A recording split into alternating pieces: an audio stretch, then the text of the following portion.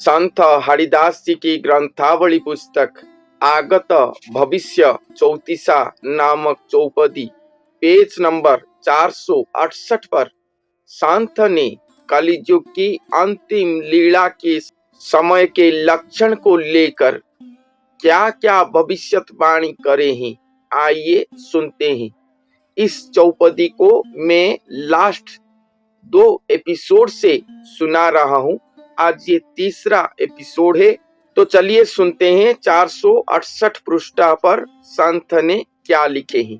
ढग टाही परिहास करिबे गुरु गौरव जने, ढाले गुआ घियो आंबिल होइब बेश्या जे अमृत ज्ञानी।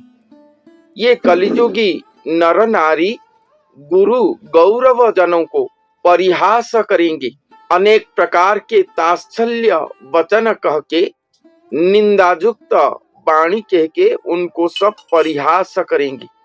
संसार पर ये हो रहा है।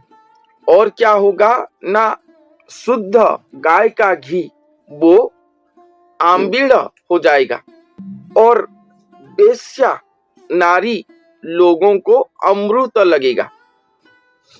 बेश्या नारी लोगों को अमृत लगेगा ज्ञान में। ढाले गुरु नाम छाड़ी सर्वजन फेरिबे नाम छंदरे, ढाऊ रंग वस्त्र पहरुण थिबे ज्ञानी बुलाई संसारे।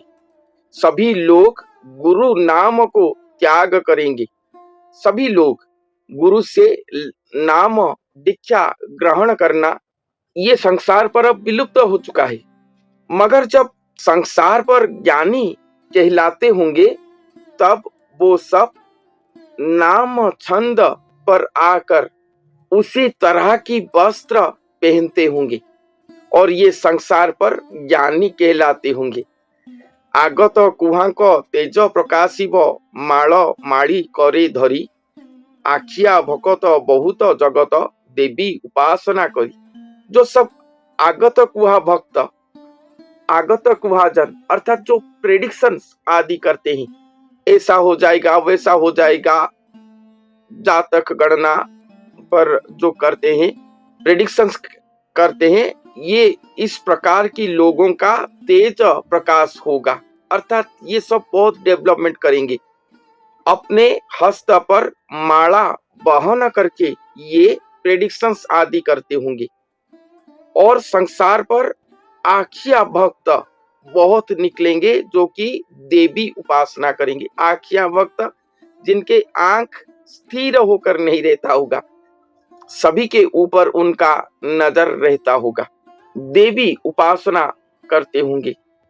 आंख स्थिर रहना अर्थात भगवान के चरण पर स्थिर रहना।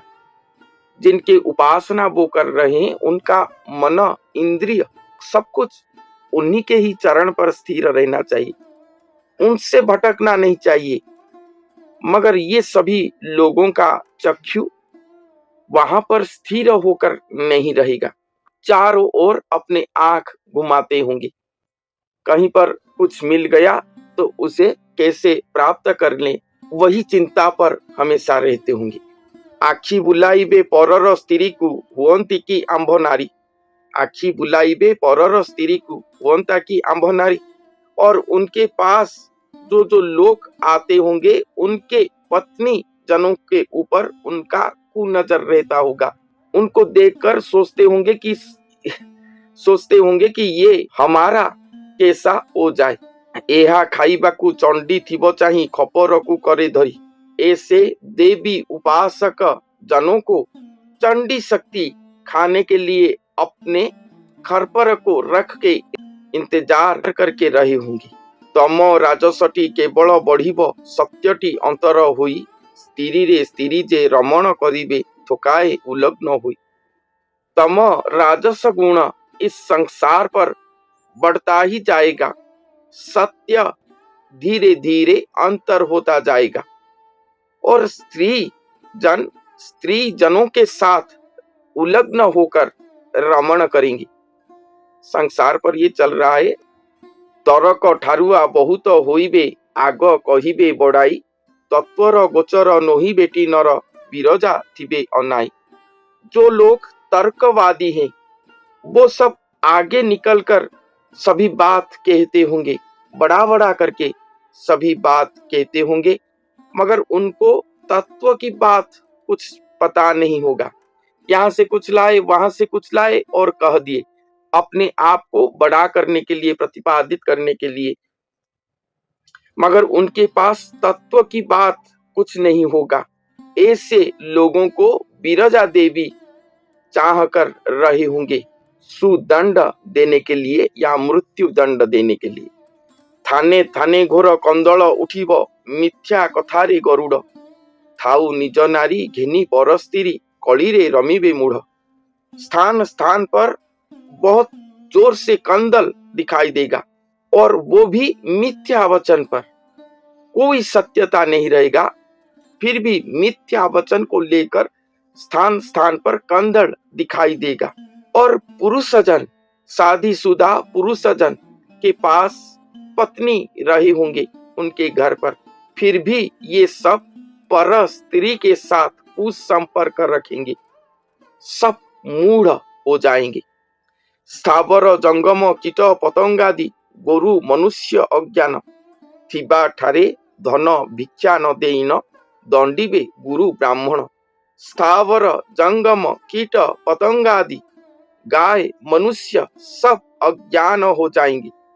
जिनके पास धन होगा वो भिक्षा नहीं देंगे, मगर गुरु ब्राह्मण जनों को देखकर दंडित करने की हमेशा प्रयास करते होंगे।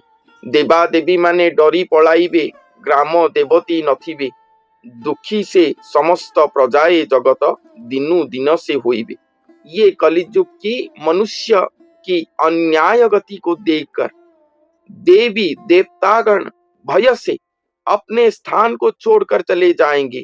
गांव पर जो ग्राम देवती रहते हैं वो सब भी अपने अपने स्थान को छोड़कर चले जाएंगे, वहां पर कोई देव सत्ता नहीं रहेगा। और ये जगत के प्रजाजन सब दुखी हो जाएंगे। जगत का दुख दिन पर दिन बढ़ता ही जाएगा। देवी माने जे उपासिक होइन दुष्टों को चाहू न थिबे, दिवसे अंधार दिने से होइब, यही कथा मान जोगे।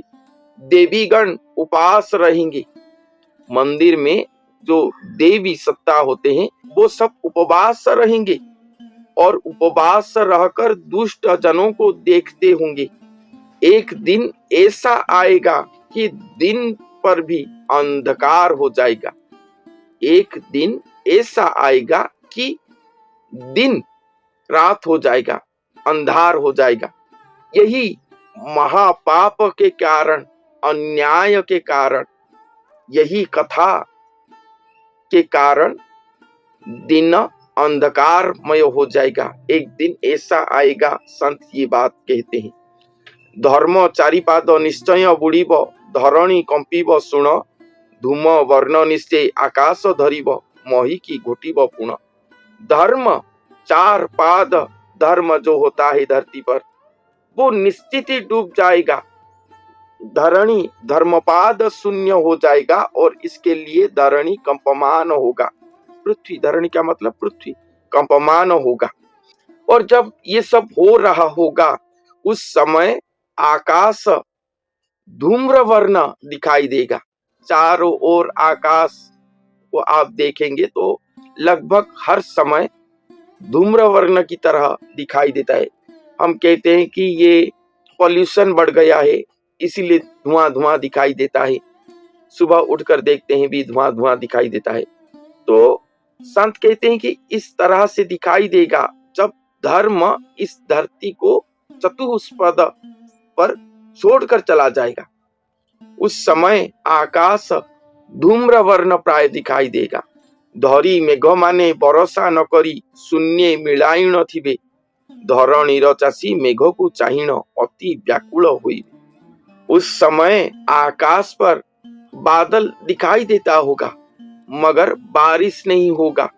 बादल अपने आप ही शून्य पर लीन हो जाएगा, बारिश नहीं होगा। और इसको देखकर चाषीगण भी व्याकुल होंगे।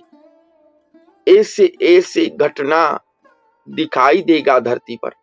जब ये सब घटना धरती पर दिखाई देता होगा, उस समय जान लेना कि कलियुग अंत होने वाला है।